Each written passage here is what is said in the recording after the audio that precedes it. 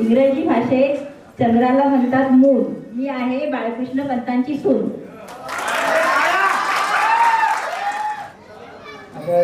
गाणं मी काय चुकीचं बोललं असेल तर मला माफ करा. My heart is beating, it's not beating, I'm waiting for you. My heart is beating, it's not beating, I'm waiting for you. My love closes, a part of roses, and when shall we be our next meeting? Cause you know that time is fleeting, time is fleeting, time is fleeting. My heart is beating, it's on repeating, I'm waiting for you.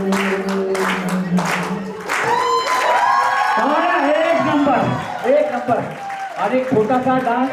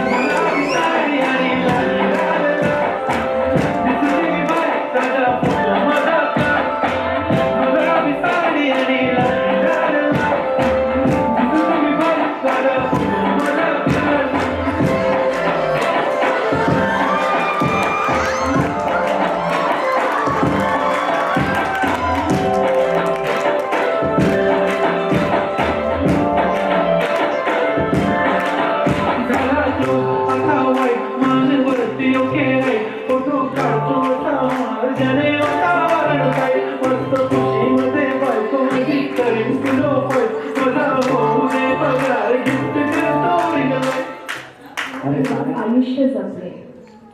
ना कधी तक्रार ना कधी थांबली वाट, ना कधी तक्रार ना कधी थांबली वाट, प्रेमच होतं ते सौख्य संपन्न नातं. आज त्यांच्या प्रेमाला मानाचा मुजरा, आज त्यांच्या प्रेमाला मानाचा मुजरा, कारण त्यांनी दाखवलं खरं प्रेम कसं असतं पूर्ण या जगाला.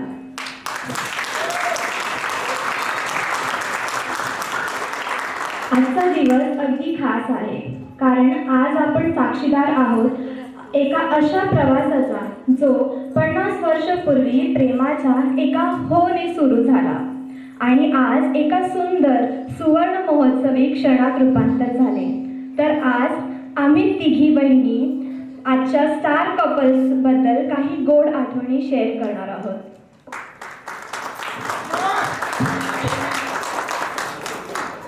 आजचा दिवस बघायला गेलं तर किती छान वाटतंय, खूप सुंदर वाटतं आणि सगळ्यांच्या चेहऱ्यावरती किती सुंदर स्माइल्स आहेत. पण बघायला गेलं तर हा जो प्रवास सुरू झाला होता तो असा एकदम डायरेक्टली नव्हता सुरू झाला. म्हणजे जसं प्रार्थना म्हणाली की हो ह्या शब्दाने सुरू झाला होता, ही गोष्ट खरी आहे. पण इथपर्यंत पोहोचेपर्यंत आज या उभ्यातांनी जे कष्ट घेतले ते सर्वांनीच अगदी आपण बघितले. म्हणजे बघायला गेलं किंवा सांगायला गेलं तसं म्हणतात की देवासकट सर्व काही प्राप्त करून देण्याचं सामर्थ्य हे प्रयत्नात असतं. म्हणून प्रयत्न हे रत्न देवापेक्षाही श्रेष्ठ. आज जर बघायला गेलं तर दोघांचे प्रयत्न आणि कष्ट आज 50th anniversary पर्यंत पोहोचण्यासाठी जे त्यांनी केले आहेत ते खरंच मला असे छोटेसे उजळणी टाकावीशी वाटते म्हणून सांगते. म्हणजे पप्पा आणि दादाईंचे कष्ट जेव्हा त्यांनी सुरुवात केली तर अगदी मुंबईच्या छोट्याशा घरापासून सुरुवात केली आणि नंतर एक छोटीशी रूम, मग 1 room किचन, मग 1 BHK, मग 2 BHK आणि अगदी आता टेरेस फ्लॅट. बघायला गेलं तर हा प्रवास छान वाटतो, पण त्यांचे कष्ट आपण बीटच नाही करू शकत. म्हणजे कोणी त्या कष्टाबद्दल हेच नाही करू शकत. मी लहानाची मोठी रेसलवाडीमध्ये झाली आणि मी तिथे बघितलं की पप्पांनी माझ्या समोर तरी कधीच सुट्टी घेतलेली मला आठवत नाही. म्हणजे काम असू दे, म्हणजे ओव्हरटाईम करून रात्री रात्री 1 किंवा 1:30 वाजता जरी आले तरी सकाळी उठून 5 आणि 5:30 वाजता ते घर सोडताना आम्ही बघितलेलं आहे. देसाईवाडीमध्ये पाणी कमरे एवढं तुंबायचं, तरी पण त्या पाण्यातून त्या माणसाला कधी सुट्टी म्हणून घेतलेली आम्ही बघितलेली नाहीये. आणि एवढं करून पण संडेला जेव्हा ते घरी असायचे तेव्हा म्हणजे ते घड्याळाचं काम म्हणा किंवा दादाईचं कष्ट म्हणजे दादाईची साफसफाई म्हणा किंवा पूर्ण परिवाराला एक सुंदर असं कष्टाने एक छान पप्पांना साथ दादाईने दिली. त्यामुळे कष्टाच्या बाबतीत ह्या दोघांची तर तोड कोणी करूच शकत नाही. आणि आम्हाला म्हणजे आम्ही जे आता संसाराला सुरुवात केली आहे तर आमच्यासाठी तरी हे एक आदर्श कपलच आहे. काय वाटतं मुली तुला? अगदी बरोबर बोलली आहे त्यांनी. कष्ट तर त्यांनी भरपूरच केले, पण कष्टाबरोबर त्यांनी त्यांचं कर्तव्यही अगदी चोखपणे पार केलं. जसं बघायला गेलो तर आता पप्पांनी त्यांचं कर्तव्य म्हणजे त्यांच्या 3 मुलांना वाढवणं, त्यांचं शिक्षण, त्यांचं घराप्रतीचं प्रेम हे त्यांनी एकदम चोखपणे केलं. आणि ह्याच्यामध्ये त्यांना जी साथ दिली ती म्हणजे आपल्या दादाईंनी. पप्पांनी बाहेरचं घर सांभाळलं म्हणजे बाहेरचा संसार सांभाळला, तर दादाईने घरातला संसार अगदी चोखपणे पार केला. म्हणजे आत्तापर्यंत पण जर बघायला गेलो तर मुलांना वाढवलं, सुना आहेत, सगळ्यांना धरून म्हणजे एकदम व्यवस्थितपणे.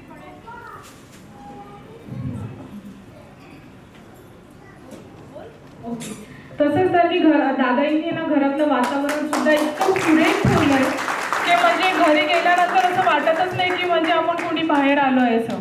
काय बोलते ताई? कसं बोलते पत्या? ॲब्सोल्युटली. मला असं वाटतं की कर्तव्य तर केलंच, पण तेही कौशल्याने. कौशल्य म्हणजे काय? क्वालिटी. दादाई आणि पप्पांकडे बघितले ते दोघंही अपोजिट पर्सनॅलिटीज आहेत. दोघांच्या आवड सुद्धा अगदी अपोजिट आहे. तरी सुद्धा त्या दोघांनी एकत्र येऊन संसार कसा सुंदर रीतीने करू शकतो हे आपल्याला एक एक्झाम्पल सेट करून दिलं. दादाईसारखं परफेक्शनिस्ट, लाईक तिचं जे जेवण असतं जे सगळ्यात बेस्ट असतं. पप्पांना जे आलेलं काम त्यांनी आपल्याला शिकवलं की लवकर कसं करावं. ह्या सगळ्या अमेझिंग क्वालिटीज या 2 कपल्समध्ये आहेत. तुला काय वाटतं? प्रश्नच नाही. दादाईच्या हातच्या पुरणपोळ्या, मासवड्या किंवा अगदीच त्या सांगायचं दिवाळीचा फराळ म्हणजे मी सासरी जरी असेल ना तरी मी नालासोबत विरारला जाते, दादाई पुरणपोळ्या खायच्या. त्यामुळे दादाईच्या हातच्या पुरणपोळ्याला कोण बीटच नाही करू शकत. आणि त्यांनी जो संसार केला ना तो फक्त कष्ट किंवा ह्याच्यानी नाही केला, तर त्यांनी त्याच्यातली कल्पकता वापरली. तर कल्पकता कशी वापरली म्हणजे प्रत्येक छोट्या छोट्या गोष्टींना त्यांनी अप्रिशिएट केलं. किंवा जसं म्हणतात ना एखाद्या वेळा एक अमृत म्हणा किंवा पारस जसं असतं हे किती दुर्मिळ असतात गोष्टी सांभाळण्यासाठी, तसं त्या दोघांचे गुण आहेत. म्हणजे दादाई इतकं जवळून प्रेम करणार किंवा इतकं जवळ घेणार, तितकंच पप्पांना अगदी स्मित भाषी आहे. जास्त बोलत नाहीत, कमी बोलतात, पण त्यांचं प्रेम ना असं वेगळंच असतं. म्हणजे एखादं चॉकलेट आणणार, एकदम छोटंसं चॉकलेट देतील. आता आम्ही एवढी मोठी झालो, आमची मुलं झाली, तरी आम्ही भेटलो ना की आम्हाला फक्त विचारणार कसे आहेत बरे, आणि एखादं चॉकलेट देणार. पण त्या चॉकलेटमध्ये पण इतकं प्रेम असतं ना की ते सांगू शकत नाही. म्हणजे त्याची एक कपलला आम्हा लोकांना पण अजून जे जवळून ठेवलेलं आहे किंवा जडून ठेवलेलं आहे किंवा धरून ठेवलेलं आहे ना, ती कला खरंच त्याच्यावरून शिकण्यासारखी आहे. काय वाटतं म्हणजे तुला? कला आणि कौशल्य खरंच आत्मसात केलं पाहिजे दादाईकडून. म्हणजे कौतुक मला आठवतं, म्हणजे आई वगैरे सांगते नवीन ड्रेस घातला की आपल्या दादाईच्या मागे पुढे फिरत राहायचं. अरे कशासाठी? अगं बाई बघ ना माझ्याकडे मी कशी दिसते सांग ना. पण ते सांगण्यासाठी पण म्हणजे बस दादाईकडनं हो किती छान दिसते एवढं फक्त ऐकण्यासाठी, ते कौतुक ऐकण्यासाठी फक्त तिच्या मागे पुढे फिरत राहायचं. दादाईने असंच नाही की म्हणजे चुकीचं जर काय झालं किंवा आपण कुठे चुकलो तर तिने तेवढं कितकं कौशल्याने तिने आपल्याला सुधारलं. म्हणजे मला आठवत नाही दादाईने कधी मोठ्याने बोललं आहे किंवा आम्हाला अगदीच ओरडून सांगितलंय असं नका करू. एकदम मंजूळपणे आणि समजावून सांगितलंय. तसं पप्पांचा स्वभाव बघायला गेलो, पप्पांचा स्वभाव एकदम शांत, जास्त बोलणार नाही, शांत आणि कसं हसले तर एकदम हलके असणार. पण पप्पांचे जे हावभाव किंवा त्यांच्यापासून असं मनापासून जे वाटतं ना समाधान की हां, ते बघूनच एकदम वेगळंच कौतुक वाटतं. म्हणजे काय सांगूच शकत नाही अजिबात. काय प्रार्थना काय बोलते? मला माहिती आहे आपल्याला खूप जास्त बोलायचं आहे, आपल्याकडे वेळ खरंच खूप कमी आहे. तर जस्ट मला एक म्हणायचं आहे की कृतज्ञता, दादाई आणि पप्पांची कृतज्ञता. आजचा दिवस जेवढा त्यांच्यासाठी खास आहे, मला वाटतं हा आपल्यासाठीही खास आहे, कारण आजचा दिवस हा कृतज्ञताचा दिवस आहे. तर दादाई पप्पा, मला एवढंच म्हणायचं आहे की थँक्यू, प्रत्येक वेळी आमच्यासाठी उभे राहिलात. अगदी आमच्या पडत्या काळी ते उभरत्या काळी खंबीरपणे तुम्ही दोघंजण उभं राहिलात. आणि फक्त दादाई आणि पप्पांना नाही तर दादा, आमचे सुपर क्रेझी लव्हिंग दादा आणि बहिणी, ऑफकोर्स घोलप फॅमिली, थँक्यू तुम्हाला, तुम्ही आम्हाला ह्या सुंदर स्वीट फॅमिलीचं पान बनवलं.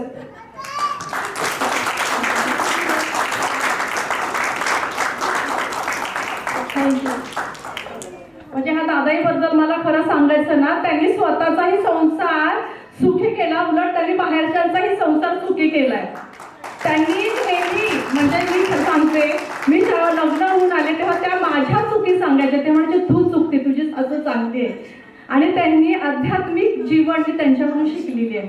त्यांनी कितीतरी संसार सुखी केलेले आहेत, म्हणून मला त्यांचा खूप अभिमान वाटतोय. अशा विठ्ठल रखुमाईंना माझे कोटी कोटी प्रणाम. चला.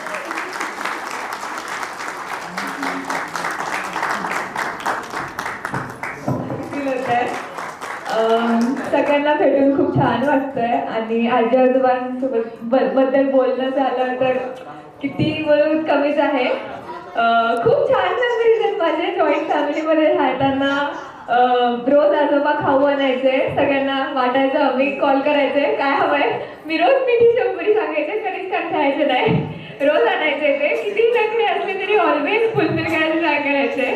दर बड्डेला गिफ्ट हवं आहे, काय हवंय फक्त सांगायचं, नेहमी हजर असायचं.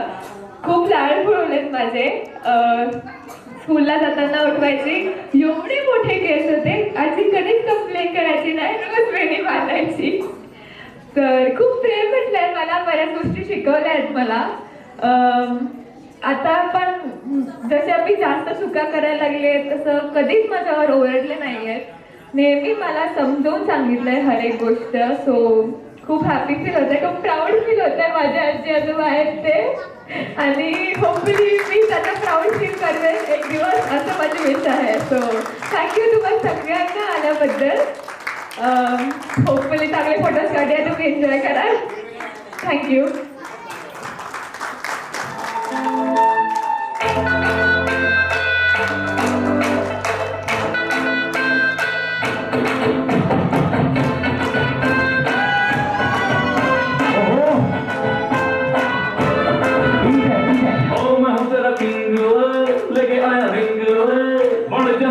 मेरी क्वीन तू बराबर पोज बोल, अरे रोज बोल कि जसा हो मुझे हसीन तू. हम जाओ लफंगे ना इश्क मेरे पंगे, फीलिंग तू दिल में दबा ले.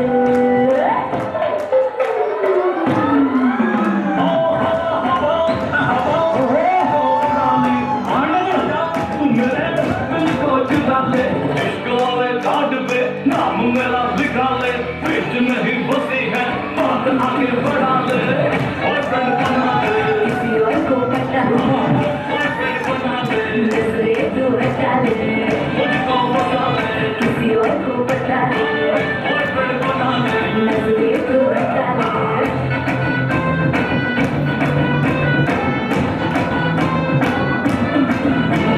मैं हूँ तेरा, तू है मेरी, मैं हूँ तेरा, तू है मेरी. फिक्स है हाथ में तेरे, ये मेरा हाथ फिक्स है.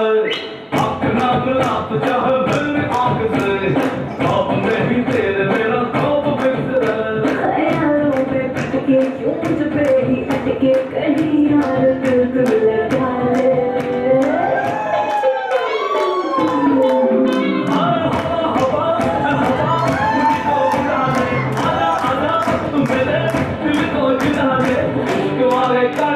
नाम मेरा लिखा ले, बीच में ही बसी है बात आगे बढ़ा ले, बॉयफ्रेंड बना ले, किसी और को बता ले. अरे टाळ्या टाळ्या, एक नंबर, एक नंबर.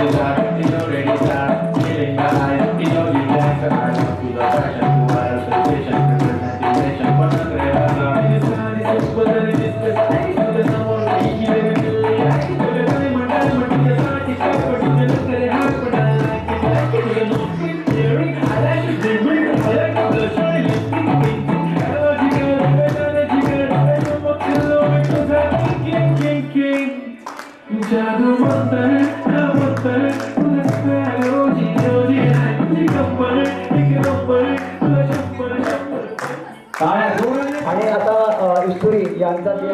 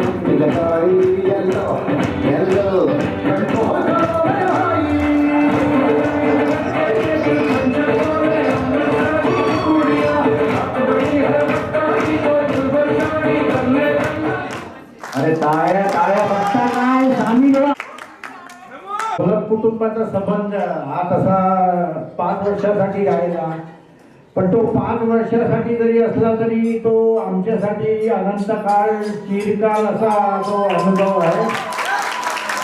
मी असं सांगतो की आजकाल आपण बघतो की मला हे पाहिजे, मला ते पाहिजे, मला अजून काय हवंय, अजून काय हवंय, पण मी 5 वर्षात एकही दिवस असा बघितला नाही की गोलकदादांना काय ताण आला, त्यांचा भांडण झाला, काय आला ना. वहिनींच्या तोंडावर तरी असं दिसलं की आम्हाला यातून सुद्धा त्यांनी 3 मुलांना जे शिकवण दिलं, मोठा केला आणि त्याचं सुख ते आज उपभोगतात आहे.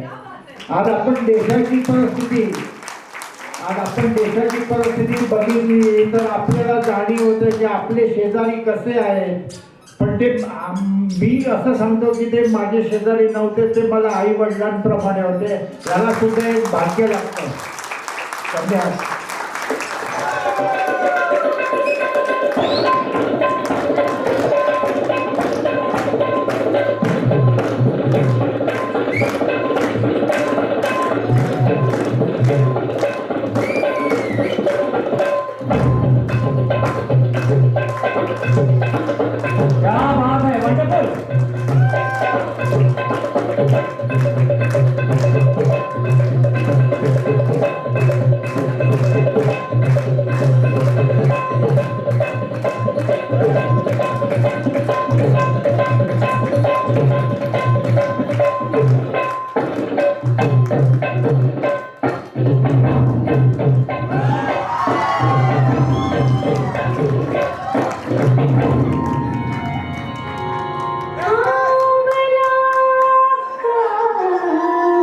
क्या बात है?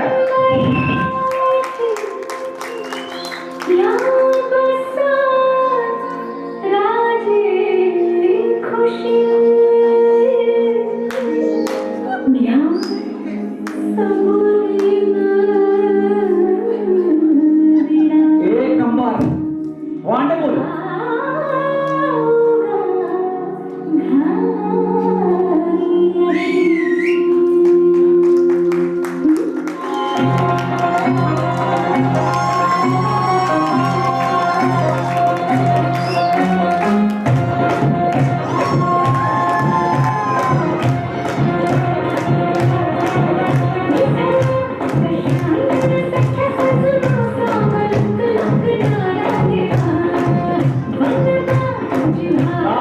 एक नंबर, वंडरफुल.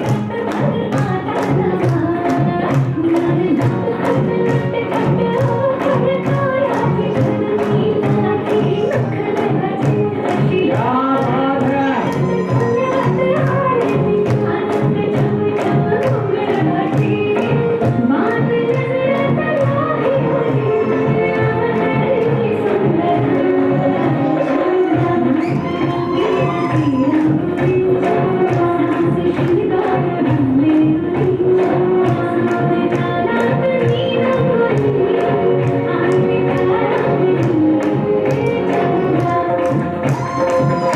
ताळ्या ताळ्या, एक नंबर, माइंड ब्लोइंग.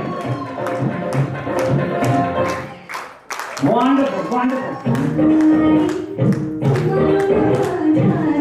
ताळ्या ताळ्या.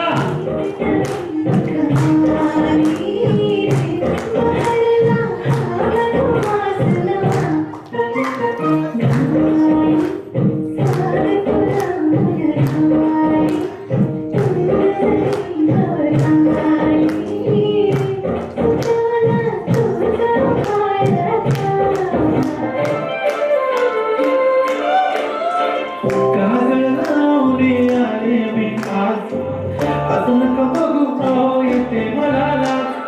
केला शृंगार आज गातोय असा, दिसते मी बाई जाऊ अप्सरा मी खास. कुठे निघाली घरून साथी घाल गुलाबी, पागल करते तुझे मोहनी शिरसाट. गुलाबी साडी आणि लाल लाल, दिसते मी बाई ताजा फोटो माझा.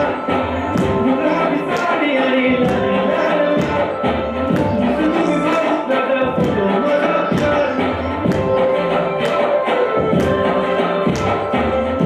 मराठ मोळी डोळीची साधी डोळी, स्वागतीचा भारी बाई पाहिजे नखरेवाली. मराठ मोळी डोळीची साधी डोळी, स्वागतीचा भारी बाई पाहिजे नखरेवाली.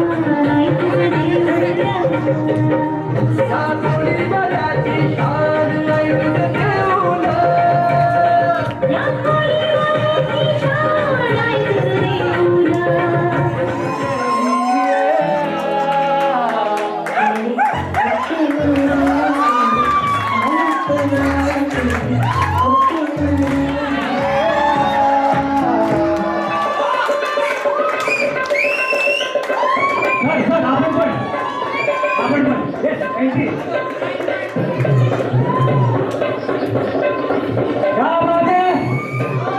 एक नंबर आहे एक नंबर